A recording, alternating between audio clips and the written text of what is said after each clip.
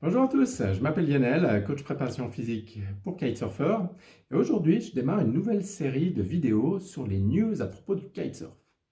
Le but est de vous faire une vidéo hebdomadaire qui vous retrace les événements, les news, les vidéos principaux qui ont été publiés dans le petit monde passionnant du kitesurf la semaine précédente. Ce sera l'occasion de parler compétition, matos, événements, vidéos marquantes et kite trip. Le Covid se calme un petit peu, donc il va être de nouveau temps de partir à l'étranger au chaud, faire du kite. Donc je vois qu'il y a beaucoup de questions là-dessus sur les réseaux sociaux. Donc je ferai un point régulier sur les destinations du moment pour aller faire un kite trip de dernière minute. C'est un nouveau concept, je me lance là-dedans, ça me motive. Je me dis pour les personnes qui ont peu de temps pour regarder les nouveautés sur Internet, sur YouTube, sur Facebook, ça peut être bien d'avoir un petit résumé hebdomadaire des événements marquants. Alors, n'hésitez pas à me dire en commentaire si ça vous plaît, si vous trouvez ça utile, si vous avez envie d'autres vidéos du genre, et évidemment, abonnez-vous à la chaîne et likez si ça vous plaît. Ce sera un bon moyen pour moi de savoir si ça vaut le coup de continuer et une bonne source de motivation. Alors, on démarre tout de suite avec l'événement freestyle Big Air de la semaine passée, je dirais du début de mois de février, c'est le double kite loop. Alors, le double kite loop, c'est un nouveau trick très engagé, super impressionnant. Il y a une vidéo qui le montre, qui a été publiée d'abord début février, je crois, le 4 février par Giel Blut. Désolé pour la prononciation, je pense que j'ai écorché son nom, mais il a été le premier à poster une vidéo d'un double kite loop. Donc le double kite loop, c'est faire un gros saut, faire deux kite loops à la suite et reposer sur sa planche sans s'écraser, si possible.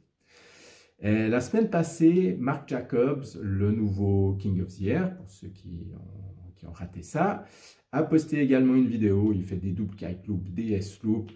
C'est super impressionnant. Je mets le lien vers la vidéo dans la description de la vidéo, de cette vidéo. Ça mérite le coup d'œil, c'est court, ça prend 1 minute et quelques. On dirait qu'il a fait ça toute sa vie, c'est super fort. Donc, le double kite loop va peut-être devenir la nouvelle référence dans toutes les compétitions de Big Air, ça on va le voir dans le futur. Ce qui est intéressant, c'est qu'en parallèle, Stieg Hoffenagel, là encore, désolé pour la prononciation, je démarre sur les noms difficiles, a publié aussi une vidéo sur les double kite loops cette semaine, mais lui publiait une vidéo qui présentait comme le plus gros crash de sa vie en kite, en essayant un double kite loop. Effectivement, le crash est énorme. Apparemment, il a déchiré sa combinaison. Il pouvait à peine marcher en sortant de l'eau. Il est allé aux urgences pour faire des scanners, des examens, voir si sa colonne était amochée, pour savoir s'il avait des hémorragies internes. Heureusement, il s'en sort bien, mais c'est quand même pas un débutant. Il a fini 3e du King of the Air. Il expliquait que le trick n'est pas super technique, mais par contre super dangereux. Et évidemment, il n'y a pas droit à l'erreur parce qu'il faut aller très haut. Et si quelque chose se passe mal, eh ben, c'est le gros crash. Donc, on va voir si le double kite loop devient la référence. Espérons que ça ne va quand même pas générer plus de blessés, plus de grosses blessures. Et dans le futur, évidemment, la question c'est, est-ce qu'on aura un triple kite loop? Ça fait penser un petit peu au monde du ski et du snowboard. À un moment donné, on a commencé à avoir des doubles corks, après des triples corks et des quadruples corks, et c'est escalade. Donc voilà, regardez les vidéos du double kite loop, c'est vraiment impressionnant. Un autre sujet, on est en hiver, donc qui dit hiver dit neige, et qui dit neige dit snowkite. Alors, de mon côté, je débute en snowkite, et un truc qui m'a toujours impressionné, c'est les vols de pente. Donc, je vous mets le lien vers une vidéo avec des vols de pente, super impressionnant. Et, en tant que débutant, j'avais jamais trop réfléchi à la technique pour faire un vol de pente. Et là, j'ai l'auteur de la vidéo qui a eu la gentillesse de me donner quelques informations, Aurélien Macara. Et en fait, ça a été un peu une surprise pour moi. J'avais vu sur les vidéos que finalement, souvent, on voit les riders qui sont en vol qui ont la barre inversée. Donc, au lieu d'avoir, comme d'habitude, le côté bleu à droite, le côté rouge ou orange à gauche, eh ben, ils inversent. comme ça. Donc je m'étais dit au départ, mais est-ce que c'est voulu? Est-ce que c'est une erreur? J'ai vu ça dans plusieurs vidéos et Aurélien m'a expliqué qu'en fait c'est une technique. On fait tourner l'aile de 180 degrés, on fait tourner la barre, on descend la pente face au vent et on tire sur la barre et on décolle. Magique. C'est vite expliqué, en théorie ça a l'air simple, apparemment c'est quand même un peu plus chaud que ça. J'ai pas vraiment trouvé de tutoriel là-dessus, donc s'il y en a parmi vous qui ou non, n'hésitez pas à les partager, j'en parlerai dans une prochaine vidéo.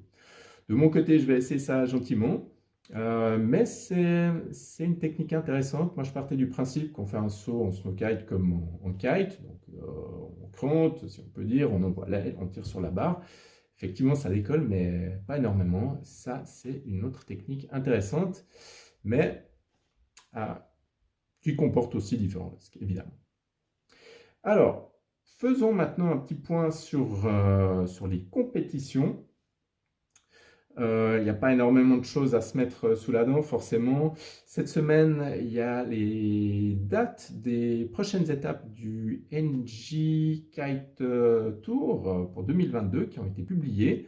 Alors, il y a 4 dates. Il y aura un event au Cap d'Agde du 15 au 17 avril, un à Lorient-Gavre du 24 au 26 juin, une étape au Sable d'Olonne du 21 au 23 octobre et la dernière étape à Cannes du 18 au 20 novembre. Le point intéressant, c'est que cette année, c'est possible de participer en wing. Alors, on va voir si les gens en wing peuvent aller plus vite qu'en kite. C'est assez intéressant, on va voir ce que ça donne. Sinon, on parlait de snowkite, il y aura la prochaine étape du Cortina Snowkite Contest qui aura lieu du 24 au 27 mars. Sinon, une autre news assez spéciale pour le monde du kite la semaine passée, c'est la diffusion, la publication, la sortie d'un film un petit peu sur le monde du kite, on va dire avec le kitesurf en toile de fond. Alors dit comme ça, c'est Netflix qui l'a publié, on pourrait se dire, peut-être qu'on va avoir un équivalent de Point Break, mais version kite. Point Break, c'est un film qui est sorti il y a pas mal d'années avec Keanu Reeves. Alors il y a eu une nouvelle version, mais en gros, c'était une enquête sur des braquages dans le monde du surf. Le film était plutôt sympa, bon film d'action. Et là, que j'ai entendu parler de ce nouveau film sur le kite, je me suis dit, tiens, peut-être qu'on va avoir l'équivalent pour le kite, ça pourrait être assez cool. Mais en fait, après avoir lu la description et vu la bande-annonce, c'est pas du tout ça. Alors, je vous lis le résumé. Vague, soleil et passion sont au rendez-vous lorsqu'une adolescente privilégiée vit son premier amour avec un moniteur de kitesurf insouciant dans une station balnéaire. Bon, alors, c'est un autre style, ça fait plutôt penser à une version Dirty Dancing à la plage mode kitesurf. Pour être honnête, j'ai vu les commentaires sur Facebook, ça m'a pas donné envie de voir le film, je l'ai pas regardé, je compte pas le regarder, à part s'il y a au moins une dizaine de personnes qui mettent un commentaire sur cette vidéo disant que le film est génial, et commentaire honnête, hein. Je le regarderai, je vous ferai un compte rendu, mais sinon je pense que je vais passer mon chemin. Malgré tout, ça montre que le kite devient vraiment populaire, devient connu, reconnu et qu'on en parle de plus en plus. Alors, certains pourront dire que ce n'est pas forcément une bonne chose. C'est sûr que si vous kitez sur des spots qui sont déjà noirs de monde, qui sont surchargés, ce n'est pas ce genre d'info qui va inverser la tendance.